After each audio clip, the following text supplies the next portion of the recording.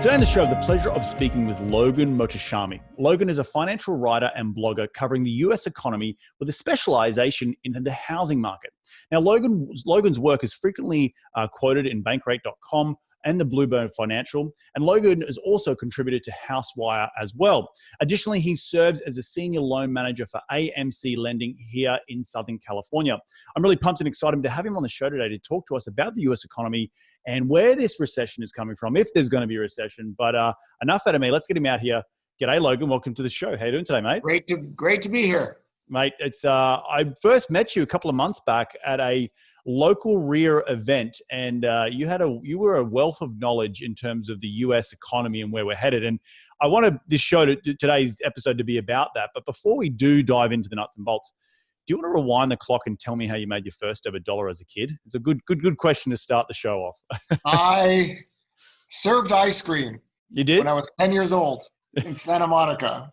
And I got a quarter for it, and I was really happy. I remember that. So from those days of serving ice cream, walk us through your journey. How have you got to where you are today, which is being a bit of a thought leader when it comes to the US economy, particularly in the residential housing space? Well, our family's been in the banking business since the late 1950s, and we have our own family mortgage company here in Southern California. About 10 years ago, I started to do some financial writing for a website called Benzinga.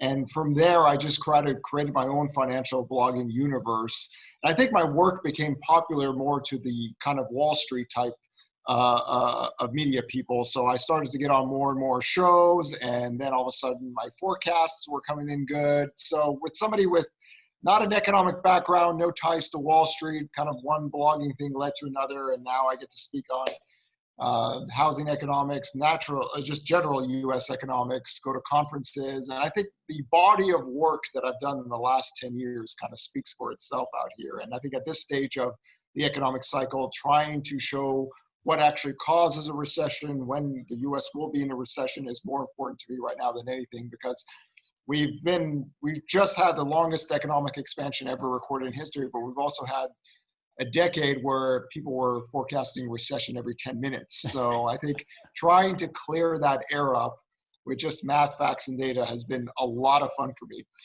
So did I hear you say you don't have a formal background in finance? No degree in economics. I joke with people. I tell people I graduated from Cambridge, and they believe me, but no, I did take business in college, but I had no intentions of doing any of this when I first started. I was just going to be a loan officer and just move with that. But this kind of piqued my interest, and it kind of took off just from one article to where I am right now. So AMC, you said is that a family business? Yes. Got it. And so that was just in your blood to help the family keep going and keep growing, right? Yes, third generation banker. It's just this is what we've done for almost 7 decades now. So right. It's just family blood right here. So I guess with 7 decades under the belt, there's clearly some knowledge there, right? There's experience. There's the gray hair, as people like to say. There's been a few cycles in that 70 years. And it's actually been very useful having a financial background and talking about economics at the same time. I think that's helped me the most. Especially discussing with other economists over the years, the kind of that insight in the financial aspect of it has not only helped my work, but helped me explain things much better. Right. Well, on this show, I really do want to break it down into its parts, because, I'm an engineer. That's how my brain works. And so do you want to explain to the listeners exactly what is a recession? Like, what defines a recession, if people might not know, from a layman's term, the Wall Street type, as you like to say? Well, the traditional definition of a recession is back-to-back negative GDP prints, but we kind of have gone to an area where we think a recession is going to be just some epic crash, because the last 2 recessions have had big stock market declines. And for my work in the last 10 years, I've always tried to explain to people, there's no reason to think a recession is going to happen based on speculative theory. But if you actually have a economic model to work with, and which I've done is I've back tested my economic model going back 6 decades, it has never failed me one time. So I've been very confident in forecasting no recession in a decade where, headline sensationalism wins. but my record speaks for itself. And I kind of want to show people why the recession is not here yet and not to worry about it. And there will be a time to worry about it, but let the model show you it first before you listen to more speculative people out there. No, and you bring up a really good point, and we might as well just address the elephant in the room, is the fact that the media, both left and right, are talking like we're going to talk ourselves into a recession. That seems like you say it enough times over a longer period of time, you're eventually going to be right? Mm-hmm.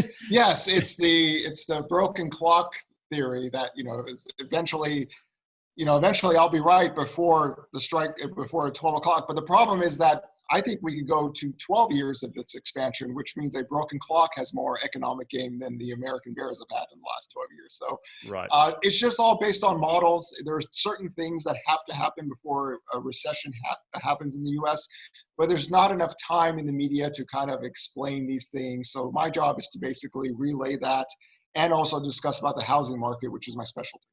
Well, and that's why we have this long form interview, right? Is to talk about those things that form, the certain things that need to happen in the market in order to form a recession. So do you want to start with what those fundamental things are? And you talk about your model and relying on the facts and the data. Just start there. Let's talk about the underlying, foundations that could potentially cause a recession in the future. Well, in the past 6 decades, to me, there's 6 things that typically have to happen before we could actually start discussing the possibility of a recession. I have this thing called the 6 flag recession model, and 3 of my flags are up. I could go over the first 3. Number 1 is the Federal Reserve typically starts its interest rate hike process. That's very early in the expansion, where it doesn't believe it needs to be that accommodative. Second of all, unemployment rates gets to a certain percentage. For me in this cycle was 4.9%. That was the second red flag taken off. And the third one, which has been the most controversial one for me, is the inverted yield curve. That's always been something that Wall Street types and media types have loved to talk about. For me, my work is very, very pro expansion. I kind of forecasted the yield inversion to happen at the end of 2017 for the year 2018, which shocked a lot of people. But I believe we inverted the yield curve in 2018, December of 2018.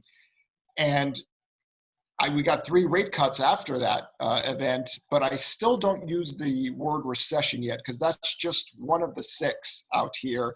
And a lot of this is based on, I don't believe the 10-year yield here in America can really break out of 3%. I think we've had, this last 10 years, people keep on forecasting rates have to go higher, rates have to go higher, rates have to go higher. But if you actually look at a 10-year chart from 1981 going down, it's never once broken its downtrend. And I think that's the one thing I've tried to emphasize over the years, that don't worry about higher interest rates. It's not going to happen. We're not a fast-growing economy. The world has these demographic deflationary factors. So rates and yields should be low. So if your recessionary thesis is based on higher interest rates, I would disagree with that. And I think my work over the last 10 years has proven that to be the right thesis. But now going ahead, there's kind of 3 big recession red flags that are left. Until they are gone, I think using the recession word is way too early. There's a data line called the leading economic indicators. There's about 10 components of the US economy in there.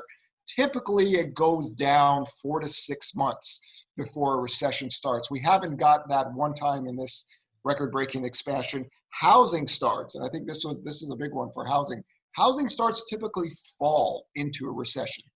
And in 2018, we had a scare monthly supply for housing spikes, for new home sales spike. The entire year of 2019 was used to get rid of the excess supply in housing. But housing starts are back to cycle highs right now. So that recession red flag has not been raised either. And then the last part, which I think is more complicated, is where's the overinvestment? Where is the overheating US economy that, when demand cannot sustain itself, will create these big supply spikes? I think the shale boom is a good example. The oil shale boom here in America, oil production and oil rigs really blew up from 2010 to 2015. But when oil prices collapsed, oil rigs came down a lot, and we had a manufacturing recession.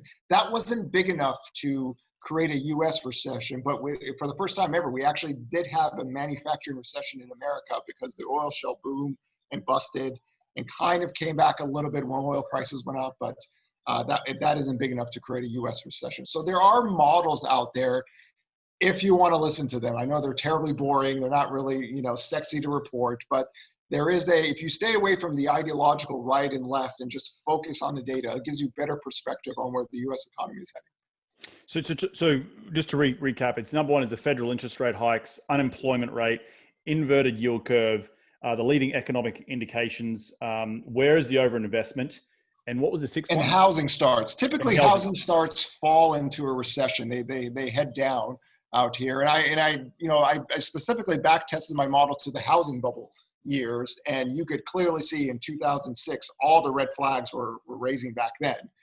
So I get that question a lot. So you could go back in many previous cycles, you have an idea that this typically has been the case always out here. Got it. And you talk about overheating, and I happen to be in what I consider an overheated market, which is commercial multifamily, and the contraction of the cap rate through a lot more building. There's a lot more cranes in the air. There's a lot more, we keep saying, low cost housing. We need more housing. There's a gluttony across many American MSAs, particularly since the last downturn, where downtown areas, including our backyard, downtown Los Angeles, had a kickstart. Austin, Phoenix, LA, these sort of downtown urban cores where people wanted to live and work and party and all that sort of stuff. And so these massive towers are going up, and there seems to be this whole theory of like, well, there's still not enough of it. But in keep going. It's interesting because commercial real estate is the one area that I tell people to look at. Just keep an eye on it out there. Commercial prices were really hot in this cycle out here. They've kind of calmed down a bit, but that is one area where you could possibly see a supply spike. And, then all of a sudden you could see the demand tapering off where people need to start laying workers off out here. The one thing about commercial or multifamily, we've had a multifamily boom in the sense that we produced a lot of apartments in this cycle, and we have a lot of cranes. I know here in Irvine where I live, there's cranes all the time. There's commercial buildings being put up all the time. The one thing about this area is that we have a very, very big young demographic patch in America. Ages 26 to 32 are the biggest ever in U.S. history out here. They're kind of just living in 7 areas of the U.S. right now. Some of the areas where you see this big building out, you actually do have a very young population out there. But at some point, if that demand does not sustain it, then you're going to start to see prices and rents come down. At that point, I would get concerned. That's why I always tell people, commercial real estate, you need to keep an eye on it out here. Also with the auto sales sector, because adjusting to inflation, car sales was the only consumer debt that actually was positive in this cycle. Consumer debt was actually really light. I know people think because nominal debt is back to all-time highs, but adjusting to inflation, car sales is the only area that's been hot. It's been the best 5-year period for car sales ever. So if inventory management doesn't work itself well, any kind of real downturn in demand could create a supply spike. So those are 2 areas I always tell people keep an eye on. Right. And look, I think you bring up 2 really good points. And one point I want to dive into both of them. What the first one we talk about is the youth, the millennials, right? And this whole not theory, but it's true that the baby boomers are retiring, right? And they're at their peak spending years where they've got kids in college, they've got the house, they've got the 3 cars, they're spending money, and thus the GDP, just the economy is going forward. People are confident. And then there's a gap, right? And Gen X's aren't as big of a population. They got the millennials who are now coming into, which I'm a millennial, I'm coming in to buy my first house. When that millennial shift comes and we start buying more houses and getting out of the multifamily space, is that when you would see a concern, or is that when potentially something could be coming down the line? Well, here's the one thing, and it's actually something I talked about with Housing Wire recently. We have a barbell economy. And a barbell economy means income is very heavy on one side, and then it's very heavy on the other side. So with with millennials and home buying, one of my big theses long ago, I said that housing will be better in years 2020 to 2024 because everybody does take longer to do things. We rent, we date, we mate, we get married, and then 3.5 years after marriage, we have kids. That means years 2020 to 2024 would be better for home buying. So a lot of the things I talked about 8 years ago, even I said housing starts will never hit 1.5 million until the years 2020 to 24.